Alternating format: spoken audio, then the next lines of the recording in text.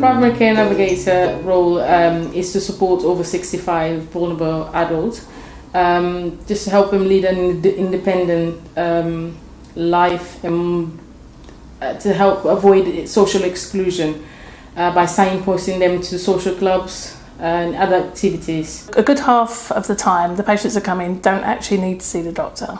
They just really want somebody to listen to them and somebody to help them, and that's what we hope we're able to do. It's been really helpful having a primary care navigator because she has also pinpointed some elderly patients who have needed a health assessment, which is what I do. And from that, I think it's been really important in helping them not to get admitted to hospital, in their environment not deteriorating, and in highlighting sort of social isolation situations. I think that's really important. One interesting thing is that what we're wanting to take forward is and target specifically from this pilot is our frequent attenders in the practice, and to really try and unpick what it is and why they are coming so often, and if we can get to the root cause of their problems, additionally it can make a big difference. At first I was a bit nervous of it, but we actually enjoy it now. It is rewarding. It's very rewarding. And we have patients who have bought us presents and patients who have popped in and said thank you. It's just nice to, even when they come in, they're just so grateful for us actually giving them time.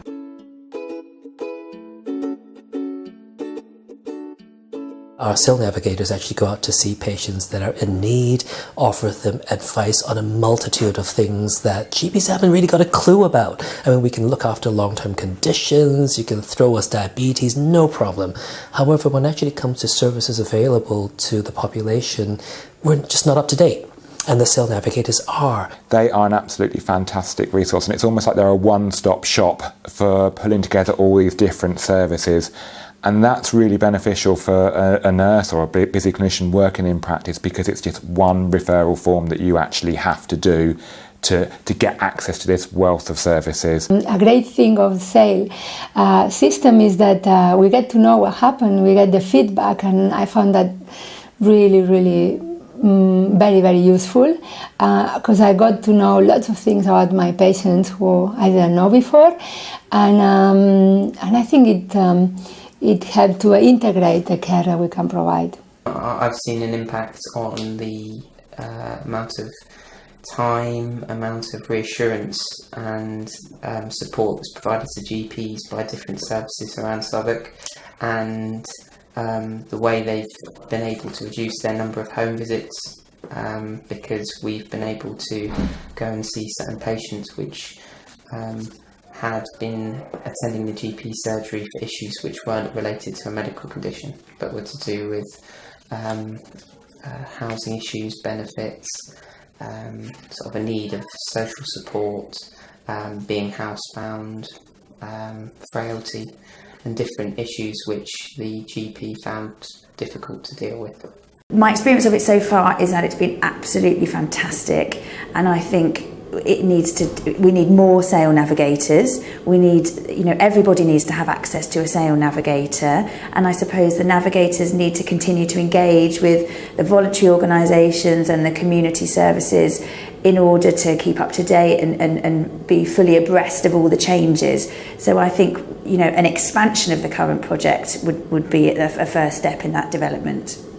Even now, there are so many people that are eligible for it, but they're just, for whatever reason, slipping under the net. For example, I guess we see a lot more women, so maybe there are more men out there who are just not as willing to seek help or don't feel like they need help. So I guess it'd be great to be able to access all of those people who are maybe inside their house all the time, so no one's come into contact with them yet, but they could benefit from a lot of our help.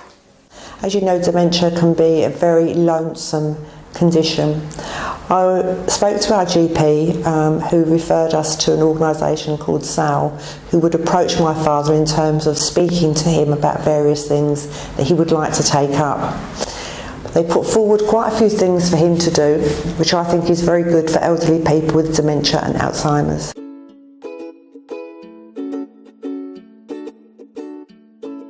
So our Dementia Navigator in the north has seen about 40 to 50 people in the last year.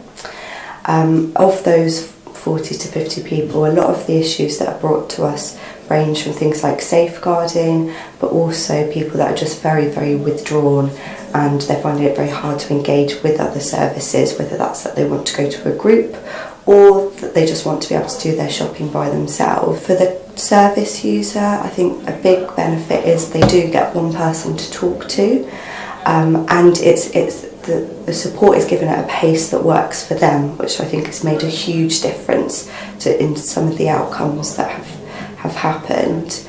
Another benefit is how the Dementia Navigator fits in with the cell navigators and the primary care navigators. So together with all of those three components, I really do think people get holistic support.